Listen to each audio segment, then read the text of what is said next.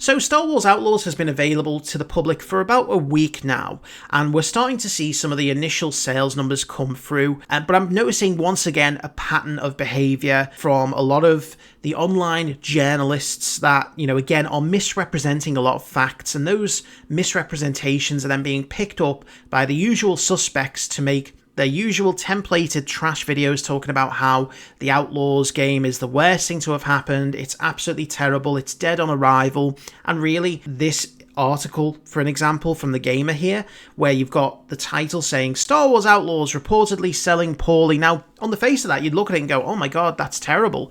The game that's had, 3.5 years of development and, so much money pumped into it. And we've seen all of, these trailers and these reviews saying the game's great and now it's not selling well. So it must be awful garbage, especially with the likes of Concord just having been cancelled in the last day or so. It's at a time where people are online and frothing at the mouth for any reason to criticize and attack and hate on anything they don't like, even if it's good.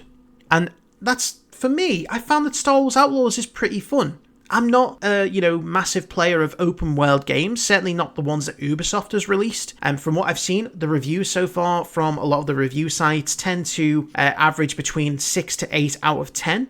And a lot of the, kind of personal reviews that people have put out, the ones that are extreme in one way or the other, tend to say the same thing, that the game is fun, it's nothing revolutionary, it's kind of a generic open world Ubisoft game, but if you don't really mind kind of the usual formula, then you're going to have fun with it. And again, that's exactly how you could describe Outlaws, is that it's nothing revolutionary, it's not the best game in the world, but it's fun.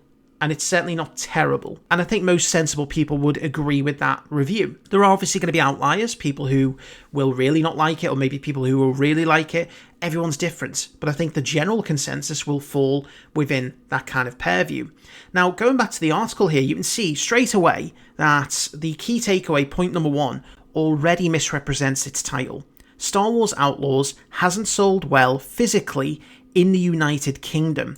So this kind of title that says Star Wars Outlaws reportedly selling poorly, which again is going to be picked up by the usual suspects and used as ammunition to attack anyone that likes the game, or to attack Ubisoft or Disney or Lucasfilm or anyone involved with Star Wars at the moment. This is going to be used as ammunition. And it's really misrepresentative because look at this initial key takeaway. Star Wars Outlaws hasn't sold well physically in the United Kingdom. Physical sales are not going to make up the majority of overall sales. They're going to make up a vast minority because people just don't buy physical copies of games anymore. Some people do, but the vast majority of sales are going to be online downloads. And again, this is only in the United Kingdom. So this is a small market of a small market. And we're trying to use that to justify a headline that says, the game's selling poorly. We're not going to get digital numbers until the end of this week, so we don't know how well the game has sold online until later this week. And it's really unprofessional. I really can't stand when people do things like this because, again, it fuels the fires of hatred. It fuels the fires of the grifters who use this kind of thing to rile up their audiences and attack things, rather than letting people just find out for themselves whether they enjoy something or not. This will put off a bunch of people who follow, again, those usual suspects, and they'll go, I'm not going to buy it then, because clearly it's selling poorly, and it must be selling poorly because it's absolute trash, because that's what all of the people I follow on YouTube tell me, because they're using this as an example. But they won't dig into the article. They won't review the finer points of what the article's trying to say.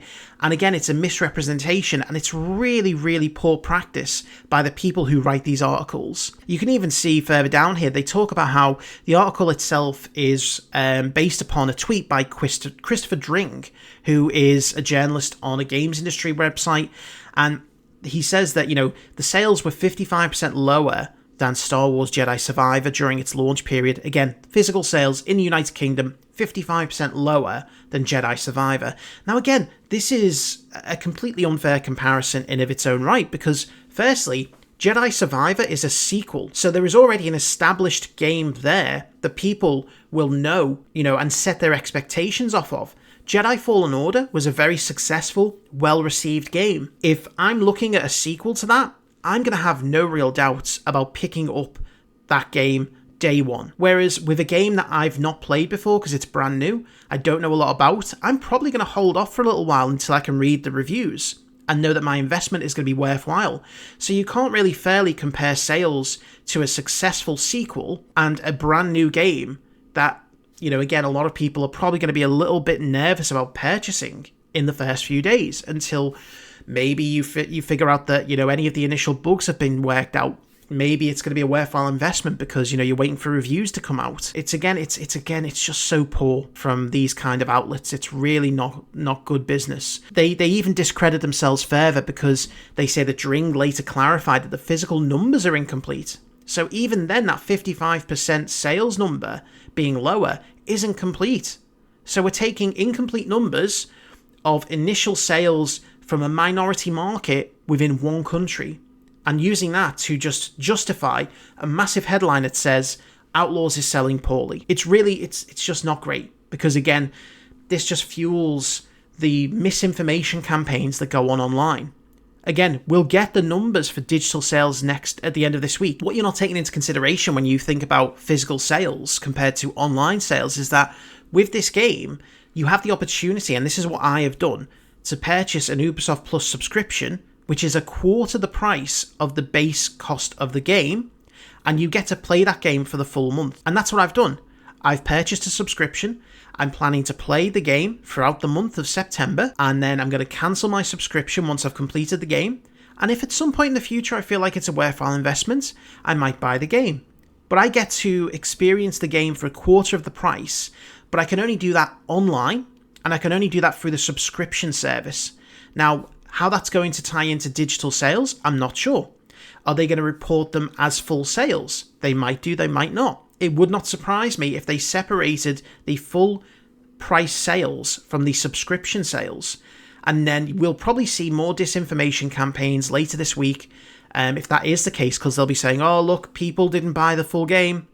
There's really low numbers on that full game. They'll ignore probably the subscription services bought so that people can play the game outright during a limited time. Because it makes financial sense. If you're not in a position to invest the full $70, then why not pay $20 instead, finish the game in a month, and then if you want to buy it later down the line, you can. But that's probably not going to be represented properly. And this is the issue. This is the issue that we have now in modern day society, in online society, is that for a quick buck, for a few clicks, people will be more than happy to write really bad articles that misrepresent the facts, that will then go and be used by online grifters who will use those to position their own agenda of hating anything that comes out nowadays, because it might have a woman in it. And I've seen some horrendous comments about Kay, who is the protagonist in the game, about how she's ugly, about how, she looks like a lesbian, and again, I don't think a lot of these kids have ever seen an 80s haircut, because Kay's hair is classic 80s hair. It's a stylized choice. And again, if your main, clarification on whether a game is good or not is how hot the main character is, then you're quite shallow. And I don't think that you're qualified to really give an opinion to anyone else about whether they should buy the game or not, because you're just looking for one thing. That's all I had to say about this. As I say, I've played the game myself, I'm streaming it at the moment, and I'm really enjoying it. It's not the best game in the world. It's not revolutionary. It's not anything to shout about it being the best thing ever, but it's a lot of fun. It's been worth the investment. And again, it's not everything that I wanted. I'm not a huge fan of stealth, and it is a little bit repetitive at times, but it's fun. And that's all that we really should be looking for in a game. Is it fun? Yes. Okay, you've got one of the biggest base requirements of a game that you need. And again, the majority of reviews reflect that. People saying, oh, it's 3 out of 5, it's 7 out of 10, it's alright, it's pretty good, it's pretty fun, it's nothing revolutionary, it's not the best thing I've ever played, but it's not terrible, it's not trash.